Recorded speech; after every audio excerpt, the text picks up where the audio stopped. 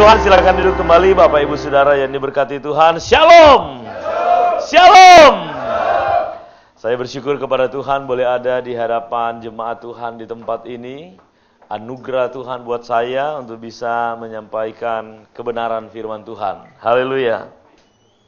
Terima kasih buat gembala majelis jemaat yang mempercayakan saya untuk melayani kebenaran firman Tuhan di tempat ini. Ya, nama saya Michael Ponelo. Saya sudah menikah, istri saya 1, anak saya 3. Dan saya melayani kepada generasi muda khususnya. Dan biar generasi muda boleh bangkit. Amin. Mereka dipenuhi oleh Roh Kudus Allah. Lalu mereka boleh berkata, "Ini aku Tuhan. Utus aku." Karena gembala senior, pembina berkata, Pentakosta ketiga akan bangkit anak-anak muda yang sangat cinta kepada Tuhan, dipenuhi oleh Roh Kudus, dan mereka akan melayani dengan tulus hati. Haleluya. Bagi kemuliaan Tuhan, kita berikan tepuk tangan buat Tuhan. Haleluya. Puji Tuhan. Mari kita baca kebenaran firman Tuhan yang saya ambil dalam 1 Yohanes pasalnya yang ketiga.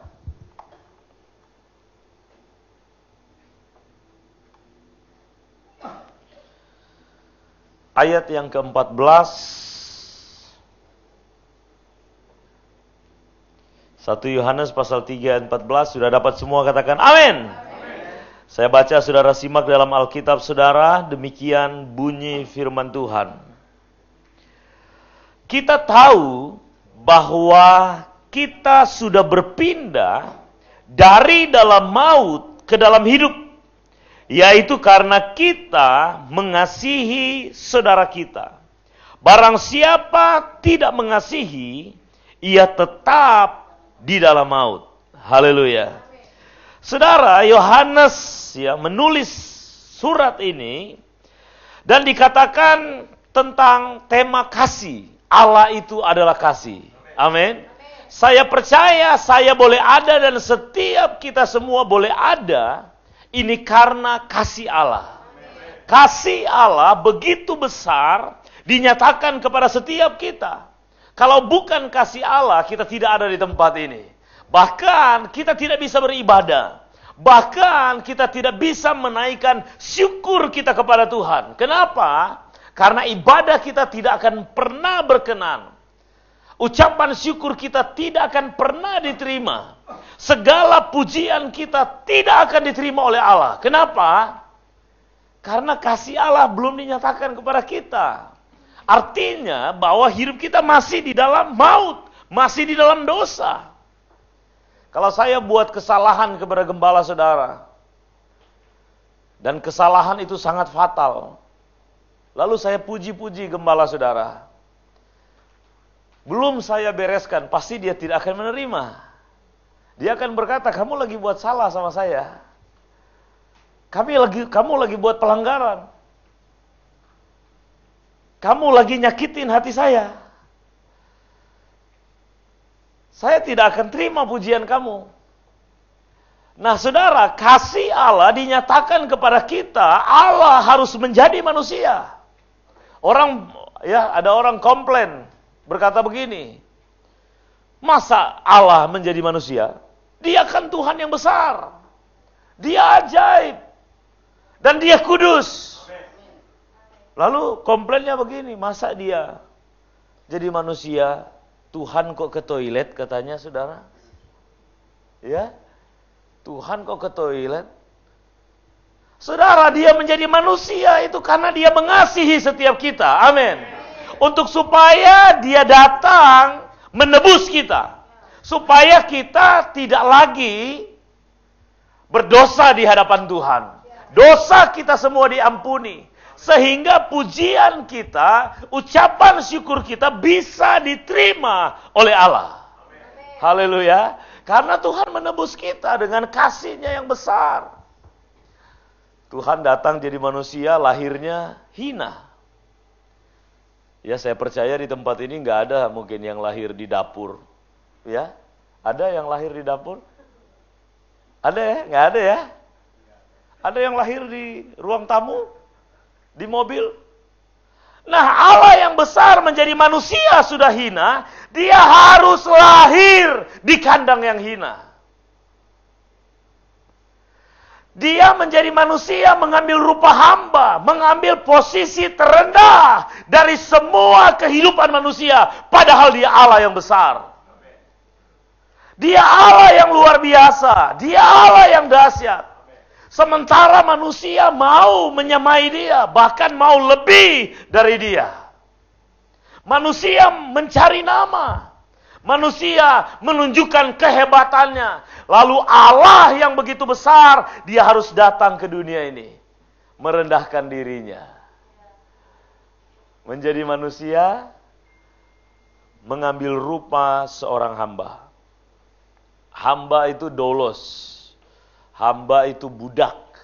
Budak itu pengertiannya di bawah kaki tuan. Kepalanya, ini kepala budak, di bawah kaki tuan. Ya, pada waktu Yesus datang, ada 3 kategori hamba. 3 kategori budak. Saya butuh untuk berikan contoh 3 anak muda. Anak muda ada di sini, pemuda. Boleh cepat di sini. Saudara, untuk Tuhan pindahkan kita dari maut, saudara ya, karena kita ini dipindahkan dari maut kepada hidup. Haleluya. Nah, prosesnya adalah luar biasa kasih Allah itu. Mari sini. Enggak usah malu. Haleluya. Kita berikan tepuk tangan buat anak-anak muda ini, 3 orang. Karena saya harus beri contoh ini, saudara, supaya kita mengerti bahwa kita boleh berpindah dari maut kepada hidup. Ini kasih Allah dinyatakan begitu besar. Bukan main-main dan bukan hanya sembarangan. Memang secara cuma-cuma, tetapi pengorbanan itu besar. Siapa namanya, brother? Firdaus. Siapa? Yeskiel. Hendru. Kamu anak gembala? Bukan. Biasanya nama di Alkitab kan anak gembala, ternyata bukan. Haleluya. Oh, benar ya? Oke, haleluya. Nah, saudara, saya percaya semua manusia membutuhkan Yesus. Karena semua manusia itu punya kecenderungan untuk buat dosa dan semua manusia sudah berdosa. Sekalipun anak gembala, dia butuh Yesus. Waktu lahir kamu, papanya udah Kristen? Mamanya juga udah Kristen? Yes, Kiel? Saya tanya jujur, kamu pernah bikin dosa? Pernah. Siapa yang ngajarin, papa atau mama? Tidak ada. Terus kenapa kamu bisa berdosa? Dari keturunan Adam kali. Dari keturunan Adam kali katanya. Ya, tepat. Ya. Makanya saya katakan mau dia anak siapapun, dia butuh Yesus. Karena berbicara soal keselamatan bukan orang tua yang membawa anak itu, tapi anak itu. Orang tua memang mendidik ya. Mengarahkan, tetapi keputusan dari hati pribadi. Haleluya. Amin. Tapi sekarang dia selalu muliakan Tuhan, saya percaya. Ya, saya kasih contoh untuk 3 kategori hamba. Saya mulai dari yang paling muda di sini, siapa? Andrew, paling muda. Baru Yeskiel umur berapa? 19. Kamu? Umur 26. Kok lupa? 29. Pengen jadi muda lagi ya. Saya mulai dari Andrew, agak ke sana sedikit. Ya. Nah, pada waktu Yesus datang untuk mau ya membuat setiap kita dari maut berpindah kepada hidup, dia datang sebagai manusia dan mengambil rupa hamba. Ada 3 kategori hamba pada waktu Yesus datang. Kategori yang pertama, Andrew, betul ya? Nah, dia budak hamba yang masih muda dan gagah. Kalau dijual, harganya tinggi. Iya, saudara, bisa diperjualbelikan pada zaman itu. Perbudakan itu ada. Jadi kalau dijual harganya tinggi, diberikan tugas oleh tuannya, selalu ada di samping tuannya. Kalau tuannya lagi makan, dia yang layani. Kadangkala diajak sama tuannya untuk ikut. Budak ini selalu bersama dengan tuannya. Itu kategori yang pertama. Yang kedua, Yeskiel. Ini mau dijual, laku, tapi harganya sudah tidak terlalu mahal.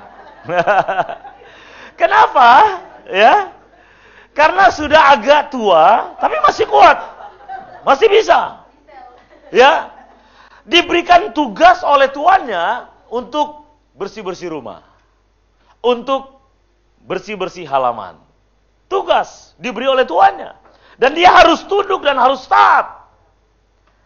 Kategori budak yang ketiga, mau dijual udah gak laku. Betul. Sudah gak laku. Kenapa demikian? Sudah tua. Jalannya udah pincang. Udah gini. Tetapi saudara masih diberikan tugas oleh tuannya. Tugasnya adalah, siapa namanya tadi? Firdaus. Oh, Firdaus. Ya.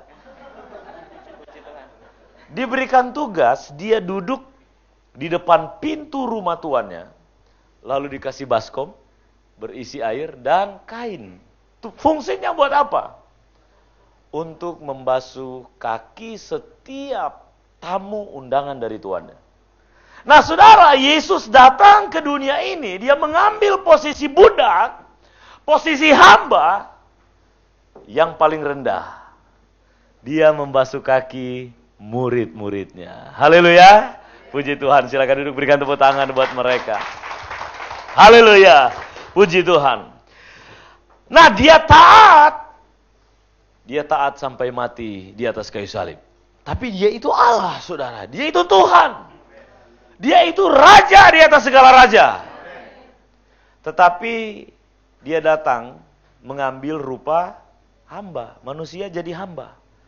Saya pernah ada seorang lulusan pondok pesantren bertanya kepada saya, Pak Michael, saya mau tanya, di mana Yesus berkata, dia itu Tuhan di dalam kitab Injil? Roh Kudus berikan saya hikmat. Saya mau jelaskan secara teologi, ya dia nggak akan terima. Ada ayat-ayat yang menunjukkan dia Tuhan, tetapi dia mau secara langsung Yesus yang sampaikan. Saya jawab, enggak ada. Dia bilang, benar kan? Lalu kenapa Bapak percaya?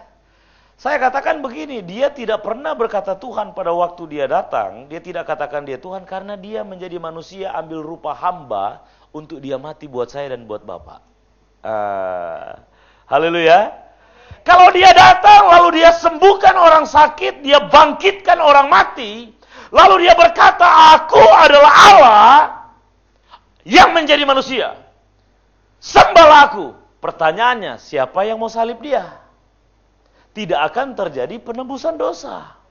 Sebab itu dia selalu berkata, kalau dia bangkitkan orang mati, dia katakan jangan beritahukan kepada siapapun juga. Karena dia punya visi, dia punya misi. Amin.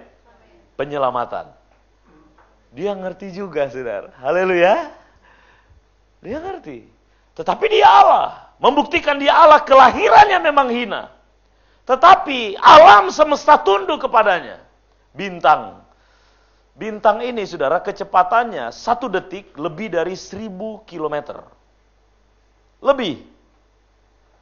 Orang Majus dituntun oleh bintang yang lepas dari porosnya. Bintang lepas dari porosnya bisa berjalan secepat unta.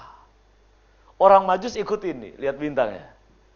Lalu dahsyatnya, di mana Yesus lahir, bintang itu berhenti. Dia Tuhan, amin. Dia Tuhan. Kita berikan tepuk tangan buat Yesus. Haleluya. Saya baca ayat 14 tadi, 1 Yohanes 3:14. Kita tahu bahwa kita sudah berpindah dari dalam maut ke dalam hidup. Haleluya. Ini karena kasih Allah dinyatakan kepada kita. Kasih Allah melimpah dalam hidup kita. Kita diberikan anugerah keselamatan. Kita menerima kasih Allah itu sehingga kita layak. Kita menerima kasih Allah itu sehingga kita bisa bersyukur kepada Tuhan. Kita menerima kasih Allah itu sehingga kita bisa menyembah Dia dalam roh dan kebenaran. Haleluya. Kita sudah terima kasih Allah yang sudah percaya Yesus? Amin. Haleluya. Ketika kita terima kasih Allah, tandanya, ada tandanya, saudara. Kalau saudara sudah berpindah dari maut kepada hidup, ada tandanya. Ini tandanya, saya baca selanjutnya ya. Tandanya ini, yaitu karena kita mengasihi saudara kita. Haleluya. Saudara, ada ayat, ya saya nggak usah buka, saudara nanti bisa cari. Firman Tuhan berkata begini, Yesus sudah menyerahkan nyawanya. Sebab itu kita juga harus menyerahkan nyawa kita bagi siapa? Bagi saudara-saudara kita. Kenapa bukan buat Yesus? Kenapa bukan buat Yesus? Kan gini, Yesus sudah menyerahkan nyawanya buat kita. Sebab itu kita harus menyerahkan nyawa kita, harusnya buat Yesus. Tetapi disebut kita harus menyerahkan nyawa kita bagi saudara-saudara kita. Ini hukumnya, saudara ya. Hukumnya sesama kita manusia, hukumnya sama dengan Tuhan. Saya pernah menyampaikan firman Tuhan dengan tema melihat Tuhan setiap hari. Ya. Lalu saya cerita kepada jemaat, saudara, saya setiap hari melihat Tuhan. Yang lainnya lihat kiri, lihat kanan, ini pendeta ini udah salah kali ya. Setiap hari saya melihat dia. Melihat Yesus setiap hari. Wah, mereka bingung pertama saudara ya, karena saya belum menjelaskan. Karena di zaman sekarang, manusia lebih percaya kalau dia cerita baru habis ketemu hantu. Dia katakan, saya baru habis ketemu hantu. Wah, lihat pocong di bawah pohon beringin. Orang percaya. Tapi kalau dia katakan, saya baru habis melihat Tuhan. Yang benar aja di mana Pak? Gitu kan? Nggak percaya. Tetapi saudara, sesungguhnya kita bisa melihat Tuhan setiap hari. Amin. Haleluya. Matius pasal 25. Ya, coba kita baca saja saudara. Saya sampai jam berapa ya? 9.30. 8.45. 15 menit lagi. Haleluya. Matius pasal 25.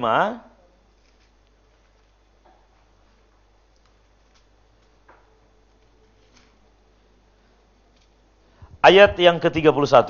Sudah dapat semua katakan amin. Yesus ada di sorga, saudara ya. Dikatakan begini, apabila anak manusia datang dalam kemuliaannya, dan semua malaikat bersama-sama dengan dia, maka ia akan bersemayam di atas tahta kemuliaannya. Lalu semua bangsa akan dikumpulkan di hadapannya, dan ia akan memisahkan mereka seorang daripada seorang, sama seperti gembala memisahkan domba dari kambing. Ayat 33. Dan ia akan menempatkan domba-domba di sebelah kanannya dan kambing di sebelah kirinya. Saya berdoa dalam nama Yesus kita ada di sebelah kanan. Amin. Domba-domba bukan kambing. Haleluya. Ayat 34. Dan raja itu akan berkata kepada mereka yang di sebelah kanannya, mari hai kamu yang diberkati oleh Bapakku, terimalah kerajaan yang telah disediakan bagimu sejak dunia dijadikan. Sebab ketika aku lapar, kamu memberi aku. Ketika aku haus, kamu memberi aku. Ketika aku seorang asing, kamu memberi aku. Ketika aku telanjang, kamu memberi aku. Ketika aku sakit, Ketika aku dalam penjara, kamu mengunjungi aku. Ayat 37. Maka orang-orang benar itu saya percaya termasuk kita. Haleluya. Domba-domba, haleluya. Maka orang benar itu akan menjawab dia katanya, Tuhan, bila mana kami melihat engkau? Garis bawahi, bila manakah kami melihat engkau? Lapar dan harus memberi makan. Atau haus dan harus memberi engkau minum. Bila manakah kami melihat engkau sebagai orang asing? Dan kami memberi engkau tumpangan atau telanjang, dan kami memberi engkau pakaian. Bila manakah kami melihat engkau sakit atau dalam penjara dan kami mengunjungi engkau? Dan raja itu akan menjawab mereka, aku berkata kepadamu, sesungguhnya segala sesuatu yang kamu lakukan untuk salah seorang dari saudaraku yang paling hina ini kamu telah melakukannya untuk saudara. Mengasihi Tuhan sama hukumnya dengan mengasihi sesama. Haleluya. Sama hukumnya. Saudara, Roh Kudus berbicara kepada saya ayat ini pada waktu kami ada pelayanan di Palembang. Pelayanan di Sekolah Alkitab Palembang. Lalu Sekolah Alkitab itu halamannya luas sekali, ada 9 hektar. Lalu ditambah lagi di belakang itu ada perkebunan. Nah, karena musim buah, kami jalan-jalan di belakang, saudara. Lalu saya melihat satu rumah tua, ya. Saya pikir tidak ada penghuninya. Ternyata ada penghuninya, saudara. Pada waktu saya mendekat, saya dengar ada ocehan dari ibu-ibu. Saya ternyata ada orang ini rumah ini. Saya mendekat, lalu ibu ini, saudara, dia sedang ngoceh-ngoceh sama suaminya. Suaminya terbaring di tempat tidur. Dia lagi kasih makan. Tetapi, saya perhatikan, ternyata ibu ini agak kurang waras. Ya, jadi kalau orang Malaysia bilang kurang siuman. Ya, jadi tidak normal. Dia beri makan itu suaminya, dia beri makan makanan buah nangka yang udah busuk, saudara. Lalu saya perhatikan, saya mau masuk, dia marah, dia pegang gunting. Ya, lalu saya panggil teman-teman yang lain. Saya katakan, kalian mau melayani Tuhan, ikut saya. Mereka ikut. Yang lain, Kak mau ganti baju atau gimana nih? Saya bilang, udah bawa kain pel, bawa ember, bawa perlengkapan untuk bersih-bersih. Mereka ikutin saya. Pada waktu kami pergi, ya, saya masuk, saya berdoa dalam nama Yesus, saya masuk, tempat itu bau sekali. Baunya minta ampun. Ya, karena ini yang ibu ini kalau dia buang kotoran di mana-mana. Di dalam rumah. Nah, bapak ini sudah terbaring, kulit bungkus tulang, nanti satu waktu saya akan bawa videonya. Ada videonya, saudara. Kulit bungkus tulang, saya lihat orang yang masih hidup. Tapi sudah digerogotin semut. Itu pertama kali. Jadi di sininya sudah bolong, di belakang sudah bolong, di sininya bolong, terus semutnya banyak, semut merah lagi, saudara. Nah, lalu saya buka itu jendela, saya buka itu pintu, ya. Saya keluar. Muntah, saudara. Teman-teman semuanya gak tahan. Saya berdoa dalam nama Yesus, saya balik lagi. Ya. Saya suruh masak air panas, baru saya campur sama jadi air hangat, saya bersihkan itu. Saya angkat itu kotorannya, saudara, udah berapa bulan. Bersihkan, lalu saya mau bersihkan itu kasih mandi, itu om ini.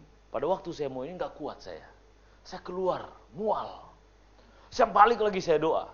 Waktu saya merawat opa ini, kakinya saya usap dengan kain basah ini, ya, Roh Kudus, ya, Tuhan bicara begini, ketika aku sakit, kamu melawat aku.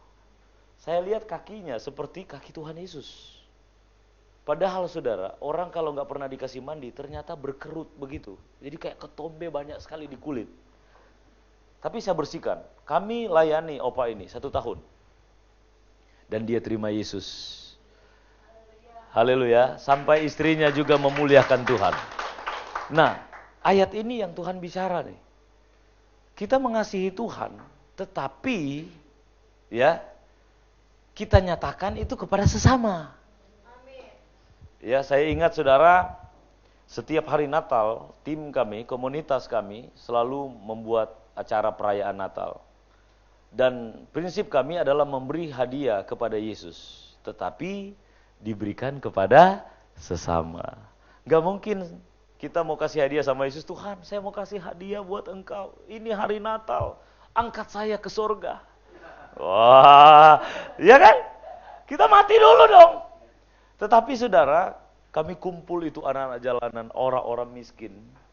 Kami kumpul, kami beri makan, kami berikan puzzle, kami berikan kesaksian, kami berikan firman Allah. Haleluya.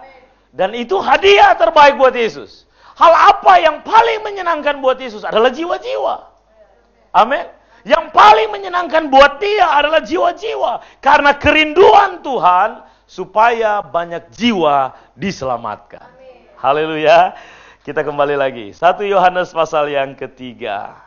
Ya, jadi prinsipnya kepada sesama kita. Ketika saya melihat saudara, saya sedang melihat Tuhan. Amin. Ketika saya melihat orang-orang yang hancur, orang-orang yang rusak, orang-orang yang terlantar, saya sedang melihat Tuhan. Saya harus lakukan sesuatu buat mereka. Ya, ada rumah singgah, sekarang ada 24 orang di rumah. Ada yang jam 7:05, jam 7:05 agak gangguan sedikit, saudara. Iya, namanya orang Ambon, Elias. Tapi kalau di rumah sekarang udah bersih. Waktu awalnya nggak bisa bersih. Tapi puji Tuhan sekarang kami latih udah bersih. Saya lagi mau kirim dia untuk sekolah Alkitab. Karena sudah nyambung. Ngomongnya sudah bagus. Sudah bagus. Dan sudah bisa untuk dia dengar firman. Dia sudah bisa berdoa. Ya, saya sedang melayani Tuhan Yesus. Waktu kami pelayanan di komunitas Angker. Ya, komunitas Angker ini, Angker itu singkatan dari anak kerajaan. Memang ibadahnya angker, saudara. Angker sekali. Kenapa? Karena kami kumpul semua pengemis yang ada di Mangga Besar. Kami pakai ballroom Hotel 88. Pengemis-pengemis ini yang datang, bawa tas kalau datang ibadah. Ya, sempat dikomplain oleh orang hotel. Tetapi puji Tuhan, kami minta izin kembali, jelaskan. Akhirnya diberi izin terus. Sampai hari ini kami layani setiap hari Sabtu. Jadi pengemis-pengemis semuanya datang. Pada waktu awal kami buat ibadah, ballroom yang begitu wangi berubah. Karena kehadiran mereka. Teman-teman yang lain nggak tahan. Terus saya bilang, kalian ini harus belajar. Ya, bau sekali kalau mereka datang. Tetapi saudara, ketika firman Tuhan disampaikan, saya khotbah. Setelah saya khotbah, saudara, saya katakan, berikut datang pakai yang rapi. Yang nggak punya baju, minta sama kami. Rata-rata minta baju, saudara. Yang lain sudah kami kasih baju, mereka jual lagi. Jual lagi. Tapi nggak apa-apa, kami latih terus. Latih terus. Kami belikan mereka parfum. Haleluya. Berikut datang, sekarang sudah wangi-wangi. Kecuali ada jiwa baru. Kalau ada jiwa baru udah pasti bau. Kalau altar call dia maju. Haleluya. Ya. Nah, saudara, ada jiwa baru datang, bawa tas. Setelah selesai ibadah, dia mau ketemu saya, saudara. Ya, anak ini saya kasih kesaksian di IWBR. Lalu dia datang, dia bilang begini, Pak Pendeta, saya ini nggak tahu mau pergi kemana. Saya baru keluar rehabilitasi. Saya sudah berulang kali rehab dan ini saya baru keluar. Saya ini sudah HIV/AIDS. Sudah AIDS, saudara. Jadi dia sudah mulai ada luka-luka bagian dalam mulutnya. Keluarga saya tolak saya, tidak terima saya. Saya dari Buddha. Saya nggak tahu mau pergi kemana. Ada orang ajak saya ke sini. Boleh nggak saya tinggal di rumah? Saya jawab, oh boleh. Kamu tinggal di rumah. Saya akan doakan kamu. Tinggal di rumah, saudara. HIV itu saya udah pelajari. Tidak berjangkit kalau tidak ada hubungan darah. Jadi saya tinggal di rumah. Saya percaya Tuhan jaga semua kita. Saya latih kebersihan dia. Sekarang sudah kerja baik-baik, sudah sembuh. Bagi kemuliaan Tuhan. Dan sudah bersaksi, saudara. Dia mengenal Yesus di sana. Dia memuliakan Tuhan di sana. Ya, namanya Iwan. Ya, namanya Iwan. Sekarang dia kerja di daerah Sunter. Saya bersyukur sekali kepada Tuhan. Itulah pelayanan kasih. Mengasihi saudara kita. Ada lagi orang, pokoknya banyaklah. Tapi ini anugerah Tuhan. Kenapa saya dan tim kami bisa? Karena kasih Tuhan besar di dalam kami. Haleluya, kami sadar Allah sudah mengasihi kami. Dan hidup kami harus hidup di dalam kasih. Saudara mau hidup di dalam kasih? Saya baca ya, selanjutnya ya. Ini tandanya, kita tahu bahwa kita sudah berpindah dari dalam maut ke dalam hidup. Yaitu karena kita mengasihi saudara kita. Barang siapa tidak mengasihi, ia tetap di dalam maut. Saudara, sekalipun saudara bisa menyembah Tuhan 1 kali 24 jam. Sekalipun saudara baca Alkitab setiap hari 1 pasal atau 10 pasal. Tetapi kalau saudara tidak mengasihi, itu nggak ada artinya. Haleluya. Kenapa? Karena prinsip ajaran dari Yesus yang paling besar adalah kasih. Allah itu kasih. Amin. Yang terbesar. Saudara punya iman, tidak punya kasih, sia-sia. Haleluya. Saudara punya karunia. Sehebat apapun karunia. Tapi kalau tidak punya kasih, sia-sia. Iman itu perlu, saudara. Ya, pengharapan perlu, tetapi kasih adalah hal yang paling penting yang tidak boleh hilang dari kehidupan orang percaya. Haleluya. Kasih itu harus selalu ada. Sebab itu orang yang percaya kepada Yesus harus bisa mengasihi saudaranya. Bahkan harus bisa mengasihi musuh. Haleluya. Sebagai orang yang percaya, bahkan kita harus mengasihi musuh. Karena berbicara sesama manusia, itu termasuk musuh kita. Saudara punya musuh? Kalau punya, kasihi.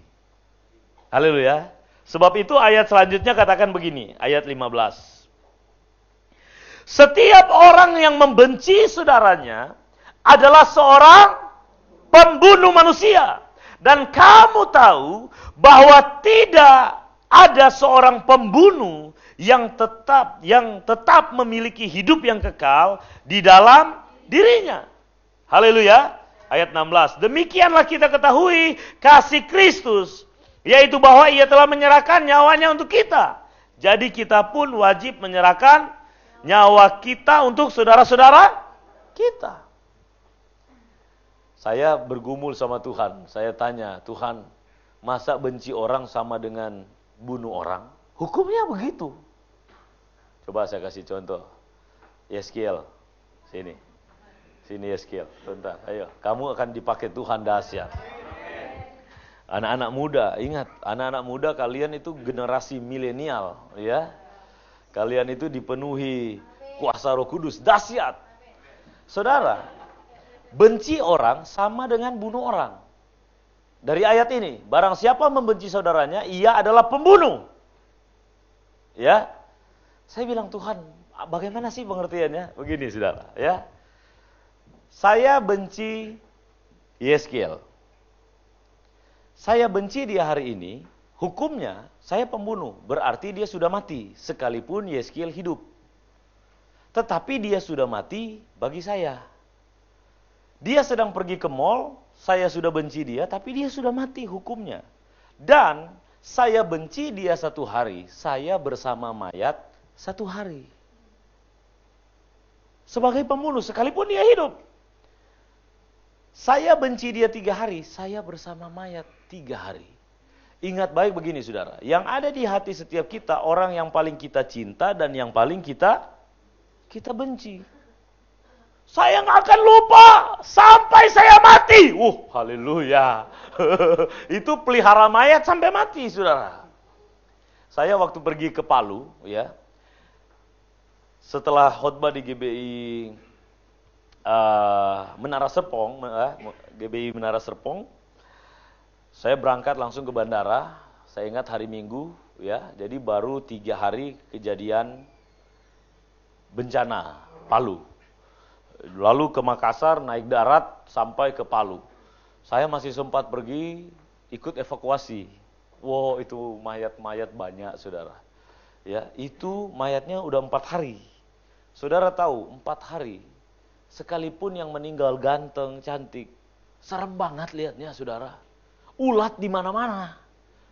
Sampai di bola mata, ada yang mata terbuka, ulatnya di dalam semua, banyak sekali. Sampai di kuku ada, saudara. Saya suka lihat, teman saya nggak berani, saudara. Saya bilang, kamu hamba Tuhan kok nggak berani? Saya bilang, ayo kita angkat, kasih masuk di kantong jenazah. Gitu, kan udah pakai masker juga. Jadi udah lihat. Itu baru 4 hari, saudara. Seremnya minta ampun. Saya benci orang 4 hari, saya pelihara mayat 4 hari. Saya benci 1 bulan, saya pelihara mayat 1 bulan. 1 bulan, saudara. Ada yang 1 bulan baru ketemu. Karena harus diangkat dari timbunan. Wah, itu sudah kayak angus begitu. Udah hitam, lalu udah meleleh. Sebab itu orang yang punya kebencian mudah sakit. Ya, mudah sakit. Banyak orang yang kami doakan sakit karena dia punya kebencian. ketika kita mengampuni, kita bukan hanya bukan menolong orang yang kita benci, tapi kita menolong diri kita sendiri. Haleluya. Apapun yang terjadi, anak Tuhan harus terus hidup dalam kasih. Tidak boleh ada kebencian. Amin. Coba bilang kiri kanan, jangan pelihara mayat. Ya, jangan pelihara mayat. Thank you, God bless. Haleluya. Saudara, sebagai anak Tuhan, kita tidak boleh sakit hati. Orang yang sakit hati tidak masuk surga, saudara. Amin. Karena kan pesan tema tahun ini, ya, dalam Yeskiel, hati baru. Kalau Tuhan sudah berikan kita hati baru ini sudah nggak boleh sakit lagi. Haleluya. Kalau tersinggung langsung datang sama Tuhan. Jangan sampai ada kebencian. Ya, kalau disinggung langsung cepat memaafkan. Dan kita sudah nggak boleh lagi untuk benci orang. Haleluya. Haleluya. Saudara mau hidup mengasihi setiap hari? Apapun yang terjadi, saudara. Mau dilecehkan kah? Mau difitnah kah? Mau dihujat kah? Yesus berkata, kasihilah musuhmu. Mau dianiaya sekalipun, berdoalah bagi orang yang menganiaya. Tuhan tidak pernah mengajarkan anak-anaknya untuk benci kepada seseorang, sekalipun musuh. Ajaran Yesus tidak pernah mengajarkan kebencian. Kemarin saya ada tegur salah satu anak didik saya. Kebetulan dia dari Muslim, namanya Muhammad. Hamba Tuhan. Pada waktu dia khotbah, ya saya beri dia kesempatan, khotbah di Angker, kemarin kan hari Sabtu. Dia khotbah, dia menjelekkan agamanya yang lama. Ya dia bilang, wah itu om itu kalau doa, om saya itu janggutnya banyak kayak Pak Pendeta, dia bilang. Lalu pakai sorban, lalu di alumni dia sebutlah. Lalu dia kalau doa ininya, sengaja dia bikin gini biar kelihatan. Saya bilang, kamu gak boleh jelekan orang. Itu urusan dia sama Tuhan. Saya tegur karena adik-adik rohani saya bilang, jangan pernah jelekan orang. Tuhan tidak pernah mengajarkan kita menjelekan orang. Tuhan tidak ajarkan kita menjelekan agama orang. Tuhan ajarkan kita mengasihi. Haleluya. Tuhan ajarkan kita berbuat baik. Tuhan ajarkan kita melayani. Dalam nama Yesus, di tempat ini tidak ada lagi yang punya kebencian. Dalam nama Yesus, di tempat ini, kita semua akan terus mengasihi saudara-saudara kita. Nama Tuhan dimuliakan. Kita bangkit berdiri dan kita akan berdoa. Haleluya. Oh, sudah lewat saya punya jam ini. Kemarin kita berdoa. Haleluya Yesus Tuhan. Ambil sikap berdoamu yang baik di hadapan Tuhan.